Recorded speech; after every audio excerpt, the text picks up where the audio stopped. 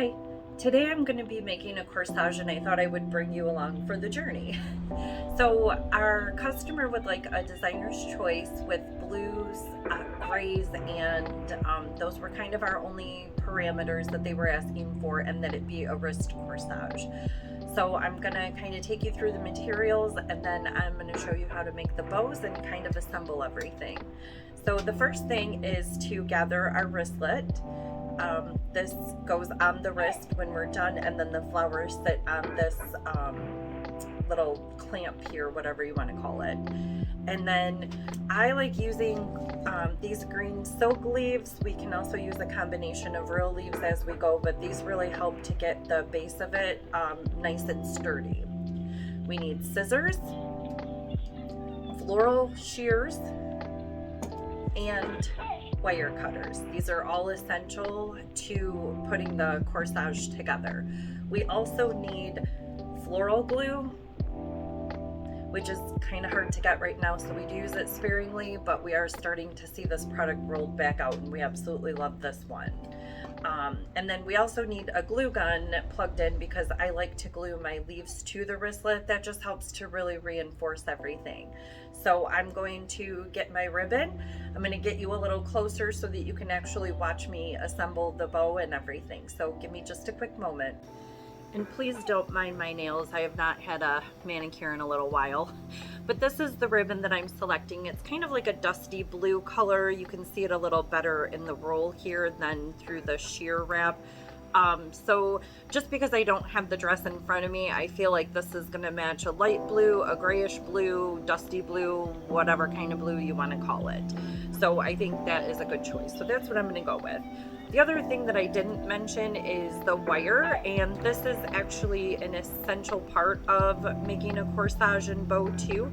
This is a 28 gauge, which is kind of more of your thin wire because you want to be able to move it and bend it and manipulate it really nicely. So I'm just going to cut a little piece here while I work on my bow. And for the corsages, it is important to keep your loops small. So you'll want to leave a little bit of a tail, make a loop, and then I like to go over and under, and then you want to push it in so you have a nice pinch on it right there. And then you just continue doing that until you are satisfied with how poofy or not your bow is. So I usually like to do 3, maybe 4 loops per side, and I like to do 2 little bows for my corsages, and you'll kind of see why in a little bit. So here I'm done with this one. I'm just going to clip it off. If I think it's a little too big later, I can just cut it down if needed. So right here, and then you put the wire through the middle of your bow, and then you twist it kind of like a bread tie. So here is our bow number 1. And then we want to try to get close to the same size loops on the other side. So here we just start again with our tail, pinch it together, pinch it together, make a loop, pinch, make a loop, pinch, and then I like to kind of put it on top of each other so it creates a little more of a symmetrical pattern here. And then just going to do 2 more on this side and cut it. And again, if I don't like the length, I can always do that at a later time and cut it down. I'm going to take a little piece of my wire and pop it right through the center of that like that, and twist it like a bread tie.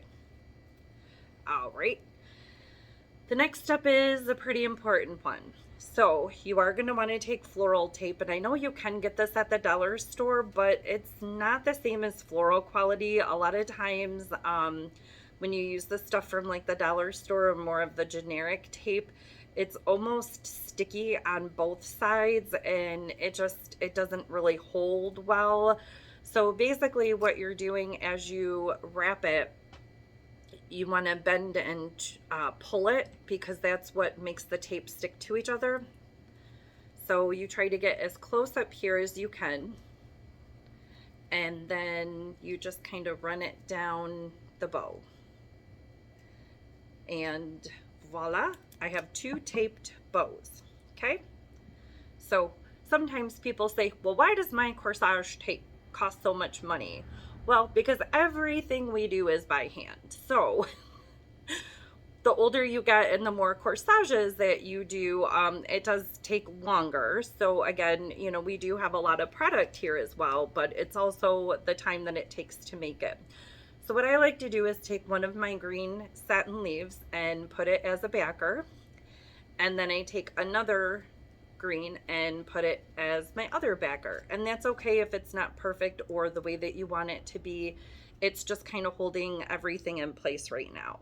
So this is like the old school method, how I learned. We wired and taped everything. Now they have this cool little floral glue that actually adheres the flowers together, which does reduce a little bit of the time and the hand cramps. And then I do the same thing with these 2 leaves. I just grab them and kind of put them together. Now I like to take these little wires at the end of the leaves, just kind of twist them together. So right here I have my little corsage shell ready to go. I am going to tape that one more time, and I know you might think that is a little excessive, but I assure you, if you do not want your stuff falling apart, this is essential. Okay, so then the next thing that we're going to do is take our wristlet and attach this corsage shell that we have created. So I like to take the 2 leaves and kind of just put it towards the back here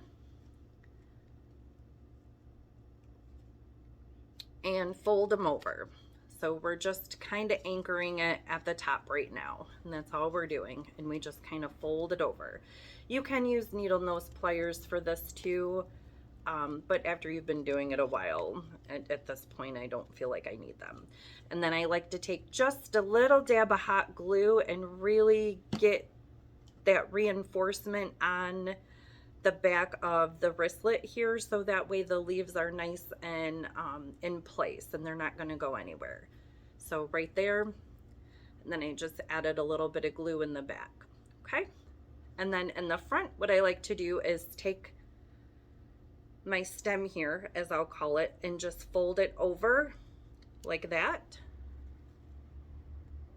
And then I personally like to take either the needle nose pliers, or I just take my wire cutters just to clamp it down a little bit better to get that reinforced grip at the end. And then I tape it and cut it, because you want to get rid of all this excess wire stem that we created. So this is where your wire cutters come in really handy. You don't want to try to use real scissors for this. Doesn't work out too well. You'll probably end up breaking the scissors in the meantime. So now we have a corsage that is taped, and on this side I like to take just a little dab of glue and again kind of anchor these down so that they do not go anywhere. Especially for those daddy-daughter dances, oh my goodness, those little toddlers and little kids, they love to dance. So the last thing you want is for your wristlet to like come undone and the flowers go flying everywhere. So as of right now, I have a completed corsage shell for a wrist. With that being said, the flowers that I selected are already over here and in place. I'm just going to move my ribbon out of the way. And this is where I'm done with the wire. I can set that aside, and I have my flower glue that kind of takes over from here. So I want to take my clippers, and I always like taking more of my open rose, like this one. This is called a spray rose.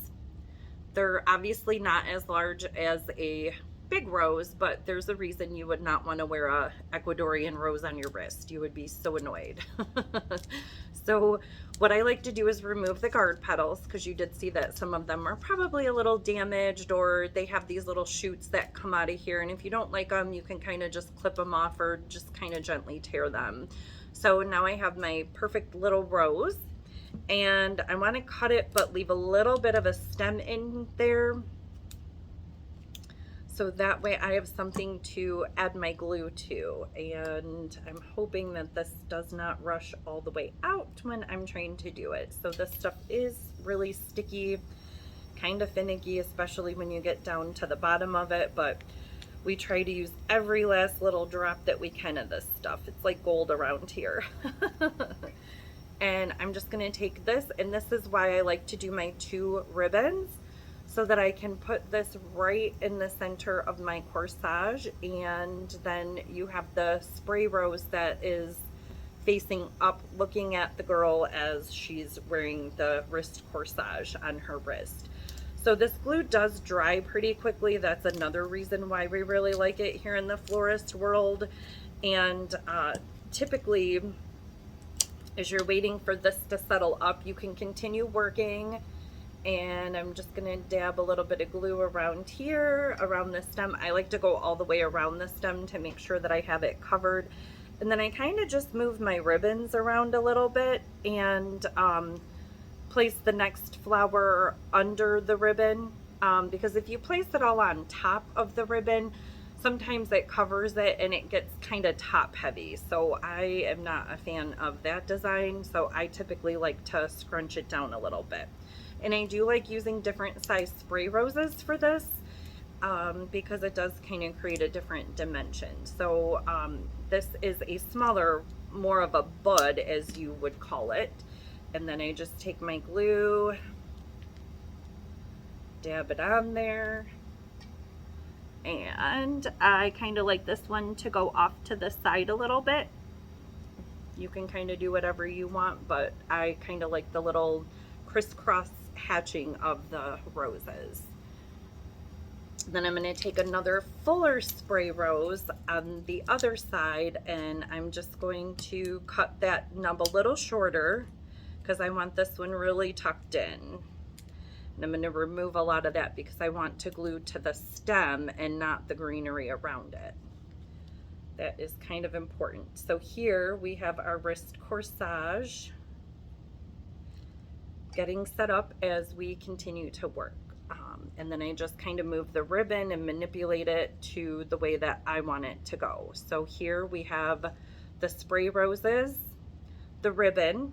So my next step is, sometimes I do like to add different fillers to it. This is one of our favorite fillers to actually tint in the store, just because there are not a lot of blue flowers. So if you've ever bought a blue dress, had a blue wedding, you definitely know that you're very limited with blue flowers. So with that being said, we have a really cool tool, and it's called floral paint, and it's just for flowers, so it's not toxic like a typical spray paint would be. And it kind of covers the flowers nicely. And again, I'm just kind of gluing and talking and adding stuff as I'm going, and this is really pretty. I hope my customer likes it. But again, that's what we try to do when you ask for a designer's choice. We try to just do something that we think we would like and hope that you like it as well. But if you do have something specific, we typically have the ribbons that you're looking for. If you're trying to match a dress real perfectly, I always suggest that you bring the dress in. Even if you send us pictures, sometimes those look very distorted sometimes.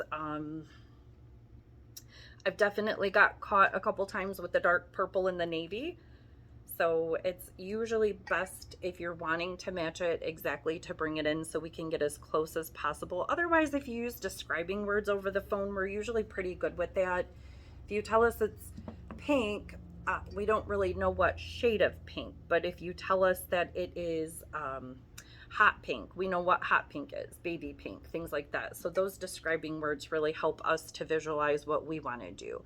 And this other little flower that I'm adding in, it's called wax flower. It smells really good. It's really cute. It's just a really cute little accent to add into it. And I don't know, I like using it. So I hope they like it too.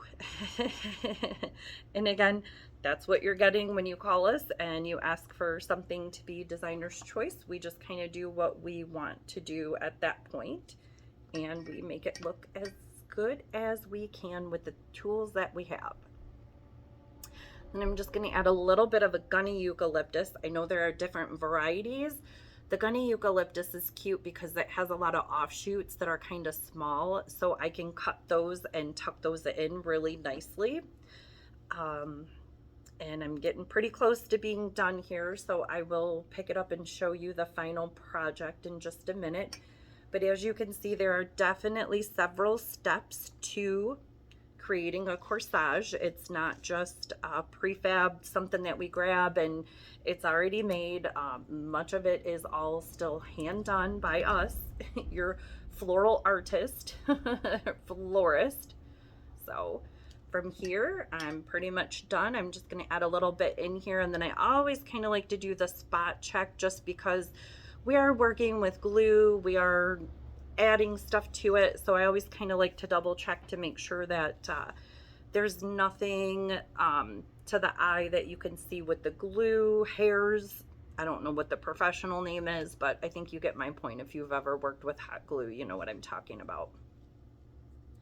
So it is still setting up, so I'm going to be kind of gentle, but this is our completed corsage. So how do you think I did? Comment below, let me know. And I'm hoping my customer will be pleased when she shows up here today at 2 to pick it up. All right, thanks for hanging out with me.